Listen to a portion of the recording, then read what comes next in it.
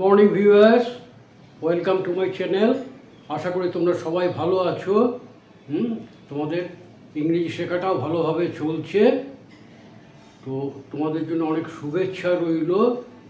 আজকে এই ভিডিওটায় আমি খুব ছোট্ট ভিডিও হবে, গোটা কয়েক সেন্টেন্স, কমন সেন্টেন্স নিয়ে এসেছি। এইটা শুধু অ্যাডভার্বগুলো আমরা কিভাবে ব্যবহার করি সেই ব্যাপারটা তোমাদের একটু বোঝাবার চেষ্টা করব। ভিডিওটা শুরু করার আগে তোমাদের যারা নতুন ভিউয়ার্স আছো বা পুরনো ভিউয়ার্স আছো, যারা এখনও আমার চ্যানেলটিকে সাবস্ক্রাইব করোনি, তাদের একটা রিকোয়েস্ট করব যে প্লিজ চ্যানেলটাকে সাবস্ক্রাইব করে নোটিফিকেশান বেলটাকে অন করে দিও, যাতে আমার পরপর ভিডিওগুলো তোমাদের কাছে সময় মতো পৌঁছে যায়। আরেকটা কথা, ভিডিও দেখার সময় স্কিপ করো না। স্কিপ করলে কিন্তু অনেক ছোট ছোট গুরুত্বপূর্ণ জিনিস তোমরা মিস করে যাবে। ওকে, তাহলে শুরু করা যাক। দেখো, অ্যাডভার্ব বলতে আমরা বুঝি যেটা তোমার কোনো অ্যাডজেক্টিভ বা কোনো ভার্ব এটাকে বিশেষ রূপে বোঝায়, সেটাকে আমরা অ্যাডভার্ব বলি। আমাদের অনেক অ্যাডভার্ব আছে, সেই অ্যাডভার্বগুলো কীরকমভাবে ব্যবহার হয় তার কয়েকটা সেন্টেন্সের মধ্যে দেখা যাচ্ছে। একদম ছোট্ট ভিডিও, মন দিয়ে দেখো, খুব সোজাও শক্ত নয়। দেখো, দেখো এখানে কতগুলো আমি নীল কালি দিয়ে গোল্লা পাকিয়ে দিয়েছি। এইগুলো হচ্ছে অ্যাডভার্ব, এর এক একটা অ্যাডভার্বের এক এক রকম ইংরেজি আছে, সেইগুলো কেমন করে ব্যবহার করতে হয় এবং তার পজিশনটাও খেয়াল করো। যেমন দেখো, এখানে বলেছি আমি দুবার গাছে ওঠার চেষ্টা করলাম। এই যে দুবার গাছে ওঠার চেষ্টা করেছিলাম, গাছে ওঠার চেষ্টাটা কবার? দুবার। এই চেষ্টাটাকে মডিফাই করছে, সেই জন্য এটা হচ্ছে অ্যাডভার্ব। দুবার হলে টোয়াইস, তিনবার হলে থ্রাইস, অনেকবার হলে মেনি টাইমস। আমি দুবার বলেছি, আমি টোয়াইস বলবো। তাহলে আমি দুবার গাছে ওঠার চেষ্টা করলাম বা করেছিলাম। এখানে ভার্ব কোনটা? চেষ্টা করা। করেছিলাম পাস্ট টেন্স, তাহলে আমি চেষ্টা করেছিলাম, আই ট্রাইড। দুবার এই অ্যাডভার্বটা ভার্বের পরে এসছে। তাহলে I tried twice, I tried twice to গাছে ওঠা, climb up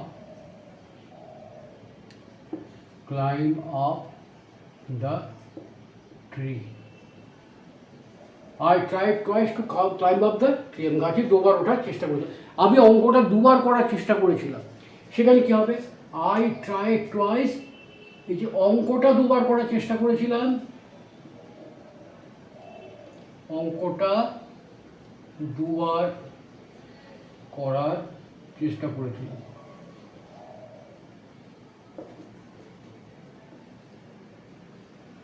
অঙ্ক করার চেষ্টা করা, অঙ্ক ইংরেজি সাম, আর অঙ্ক কষার ওয়ার্ক আউট দ্য সাম। তাহলে I tried twice to work out the sum, to work out the sum. এখানে সাম বানানটা খেয়াল করো, SUM। আর SOMই যদি ভুল করে লিখি, সেই সাম মানে কিছু বোঝাবে। তাহলে আমি অঙ্কটা করার বহু চেষ্টা করেছিলাম, আই ট্রাইড মেনি টাইমস। আমি অঙ্কটা করার বহু চেষ্টা করেছিলাম, যদি বলি অঙ্কটা করার বহু চেষ্টা করেছিলাম। বহু চেষ্টা করার দুরকমভাবে বলা যায়। একরকম বলতে পারা যেতে পারে যে I tried many times. I tried, এখানে এই টুয়াইসের জায়গায় বলবো many times, many times, many times, এ কথাও বলতে পারি। আবার বলতে, যদি বলি আমি আমার যথাচেষ্টা করেছিলাম, তাহলে I tried my most, I tried my utmost, এরকমভাবে বলতে পারি। I tried my utmost to work out the sum. অঙ্কটা যত রকমভাবে করা যায় আমি চেষ্টা করেছিলাম, পারি। তারপরে দেখো, রাম কখনো সিনেমায় যায় না। কখনো ইংরেজি হচ্ছে নেভার। কখনো না, কখনো না বলতে নেভার হবে, আর কখনো বলতে হয় এভার। তাহলে কখনো না, তাহলে এটা আমরা করবো নেভার। সাবজেক্টকে রাম, ভার্ব কোনটা? যাওয়া। রাম যায়, রাম গোস। কিন্তু কখনো রাম যায় না, রাম ডাজ নট গো। কিন্তু রাম কখনো যায় না, তাহলে Ram never, never goes to watch, cinema যায় না মানে সিনেমা দেখতে ওয়াচ মুভিজ, VIES। মুভিজ কেন বললাম? যে কোনো ধরনের মুভি হতে পারে, রোমান্টিক হতে পারে, ট্র্যাজেডি মুভি হতে পারে, থ্রিলিং মুভি হতে পারে, নানা রকম মুভি হতে পারে, সেই জন্য মুভিজ বলা হয়েছে। Ram never goes to watch movies. না, রাম আমাকে কোনো কথাই জিজ্ঞাসা করে না। Ram never ask me any question. Ram never ask me any question. Ram কখনো আমাদের বাড়িতে আসে না। রাম নেভার, এই ভার্বটা চেঞ্জ হলো, comes to our house. Ram কখনো স্কুলে যায় না। Ram never goes to his school. বোঝা গেল? তারপর এটা দেখো, যদু প্রায়ই মধুর সাথে দেখা করে। প্রায়ই এর ইংরেজিটা হচ্ছে অফেন। ভার্ব কোনটা? দেখা করা। তাহলে যদু দেখা করে, দেখা করা ইংরেজি কী হতে পারে? সিও হয়, মিটও হয়। এখানে আমরা যেটা ব্যবহার করব মিট। তাহলে যদু প্রায়ই, often, meets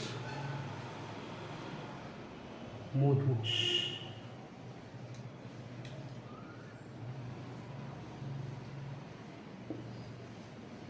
Jadu often meets Madhu. Jadu প্রায়ই মধুর সঙ্গে দেখা করে। আমরা প্রায়ই পার্কে যাই। Often we go to the park. Often we go to the park, অথবা we go to the park often. Often যদি পরে দিই সেটা ভুল হবে। এখানে দেখো, খেয়াল করে দেখো যে অ্যাডভার্বগুলো কোথায় এসছে। অ্যাডভার্ব এসছে ভার্বের আগে। যদি অফেন, এটাকে বলে adverb of frequency. Adverb of frequency সেটা সাধারণত ভার্বের আগে বসে। We often go to the park, আমরা প্রায়ই পার্কে যাই। আমি খুব কম মামার বাড়ি যাই। খুব কম। এটা হচ্ছে খুব কম বলতে এই অ্যাডভার্বটা সেটা হচ্ছে সেলডম। সেলডম, SELDOM, সেলডম, কদাচিৎ, খুব কম। তাহলে দেখো, আবার দেখো একই রকম হবে। এটা কি? সেলডমটা কি? Adverb of frequency. তাহলে আমি খুব কম মামার বাড়ি যাই। এখানে সাবজেক্টকে আমি, ভার্ব কোনটা? যাই। কোথায়? মামার বাড়ি, তাই তো? তাহলে সাবজেক্ট, ভার্ব, অবজেক্ট। তাহলে আমি খুব কম মামার বাড়ি যাই, আই। এইটা যেহেতু খুব কম অ্যাডভার্বটা আছে, এটা যাওয়ার আগে আসবে। আই সেলডম গো টু মাই মামার বাড়ি, ম্যাটারনাল আঙ্কেলস। ম্যাটারনাল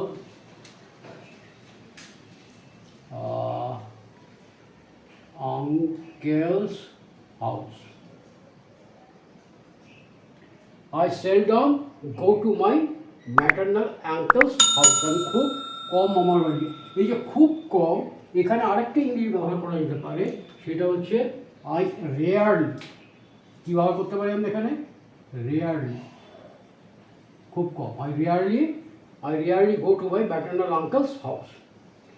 এ মাসে প্রায়ই বৃষ্টি হচ্ছে। হ্যাঁ, এখানে দেখো, অফেন মানে আমরা প্রায়ই বললাম। কোথায় বললাম জানো? অফেন আরেকটা ইংরেজি হতে পারে ফ্রিকোয়েন্টলি। তাহলে এই মাসে প্রায়ই বৃষ্টি হচ্ছে। It is raining. বৃষ্টি হচ্ছে, ইট ইজ রেইনিং। তাহলে ইট ইজ রেইনিং ফ্রিকোয়েন্টলি এই মাসে, দিস মান্থ।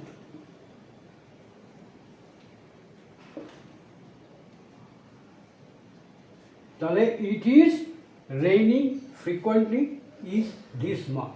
এই মাসে প্রায়ই বৃষ্টি হচ্ছে। এবার দেখো, যদি বলি যে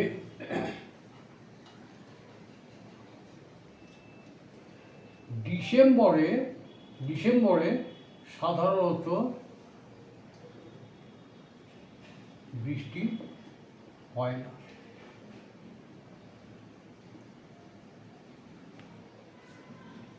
হ্যাঁ, ডিসেম্বরে সাধারণত বৃষ্টি হয় না। তাহলে এখানে দুরকমভাবে বলতে পারি। সাধারণত ইংরেজি জেনারেলি কথাটা ব্যবহার করতে পারি। আরেকটা বলতে পারি অফেন, প্রায়শই। হ্যাঁ, তাহলে কি করতে পারি, generally it does not rain in December বলে ভুল হয়ে যাবে। কথা বলার সময় কনভারসেশনের সময় ইন ডিসেম্বর বলতে পারো, কিন্তু যদি লিখতে হয় তাহলে বলতে হবে in the month of December, in the month of December. Generally it doesn't rain in the month of December. আবার যদি বলি সাধারণত মানে প্রায়শই, নট অফেন ইট রেইনস, আমরা এরকমভাবে বলতে পারি। কীরকমভাবে, এইভাবে বলা যেতে পারে, not often, not often it rains in the month of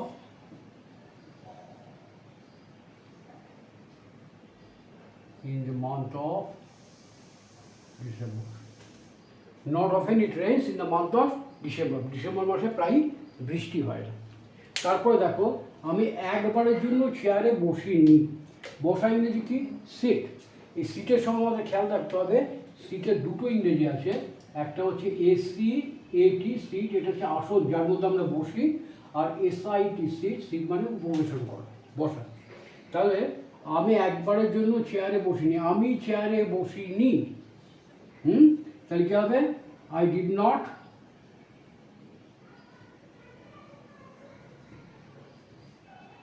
sit on the chair একবারের জন্য, একবারের জন্য, even for once, even for once। তাহলে I did not sit on the chair even for once, আমি একবারের জন্য চেয়ারে বসিনি। বোঝা গেল? তারপর দেখো, মহিম আজ আবার এখানে, আচ্ছা এখানে দেখো ফর ওয়ান্স, তাহলে এরকম বলতে পারে, যদি আমি বলি দেখো ফর ওয়ান্স একবারের জন্য, দুবারের জন্য ফর টুয়াইস, বহুবারের জন্য, বহুবারের জন্য ফর মেনি টাইমস। আমি তোমাকে বহুবার নিষেধ করেছিলাম, I forbade you many times, আমি তোমাকে বহুবার নিষেধ করেছিলাম। নিষেধ করা ইংরেজি কি, ফরবেড।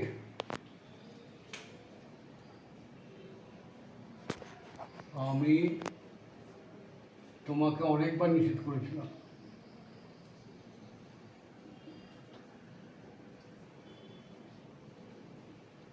করেছিলাম, নিষেধ করা ইংরেজি হচ্ছে ফরবিড।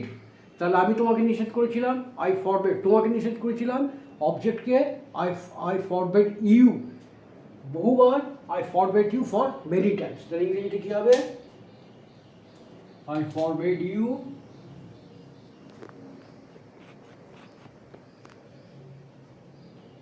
for many times। দুবারের জন্য করেছিলাম ফর টুয়াইস, একবারের জন্য করেছিলাম ফর ওয়ান্স, বহুবারের জন্য ফর মেনি টাইমস। বোঝা গেল?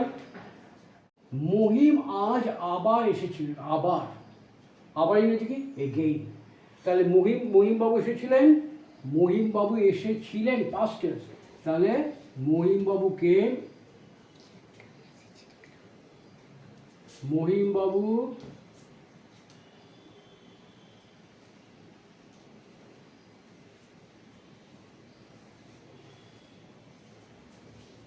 মহিমবাবু কেম। এবার দেখো, এই যে মহিমবাবু কে, মহিমবাবু আজ আবার এসেছিলেন, তাহলে মহিমবাবু কেম এগেইন টুডে, আজ। মহিমবাবু আজ আবার এসেছিলেন, মহিমবাবু কেম এগেইন টুডে, এইভাবে ইংরেজি। তারপর দেখো, গোপাল একই কথা বারবার বলে, একই কথা বারবার বলে, বারবার, এগেন অ্যান্ড এগেইন। তাহলে গোপাল একই কথা বারবার বলে, গোপাল বলে সেইজ, একই কথা, the same thing.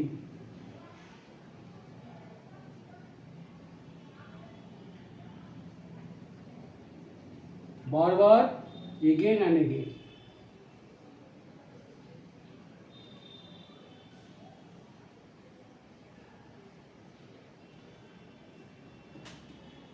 Gopal says the same thing again and again. এইটা আরেকটা ইংরেজি হয়, এক কথা বারবার বলা, to harp on the same string. তাহলে একই কথা বারবার না বলে এটাকে এরকমও বলা যেতে হয়, Gopal harps the same string again and again. একই কথা বারবার বলে Gopal harps the same string again and again, এইভাবে ইংরেজিটা করা যেতে পারে। তারপর দেখো এটা মুছে গেছে, আমি এখানে কালে ভদ্রে আসি।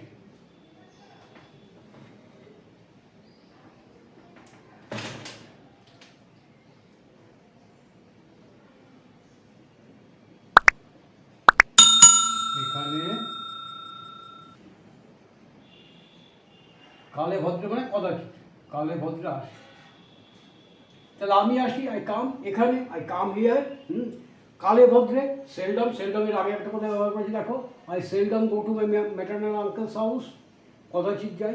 তাহলে ইংরেজিতে কী হবে, I come here, I seldom come here. I seldom come here. তারপরে রিমেনিং আরও কিছু থাকতে পারে।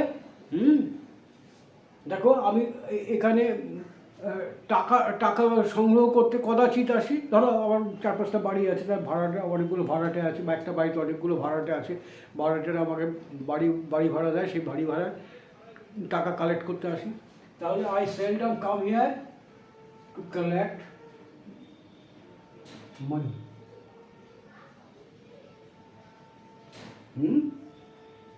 I seldom come here to collect money. বোঝা গেল? এটা যে কোনো রিমেনিং যে কোনো হতে পারে। I seldom come here to see my maternal uncle. আমার মামার সঙ্গে দেখা করার জন্য আমি এখানে খুব কদাচিৎ আসি। বোঝা গেল? তাহলে এই যে কয়েকটা বললাম, এই সেন্টেন্সগুলো অ্যাডভার্বগুলো কীরকমভাবে ব্যবহার হয় এইগুলো একটু দেখে শিখে নাও। এরপরে ভিডিওতে আবার কতগুলো এরকম ওয়ার্ড এবং অ্যাডভার্ব তোমাদের দেখাবো। Okay, thank you for watching my video. ভালো থেকো, গুড বাই।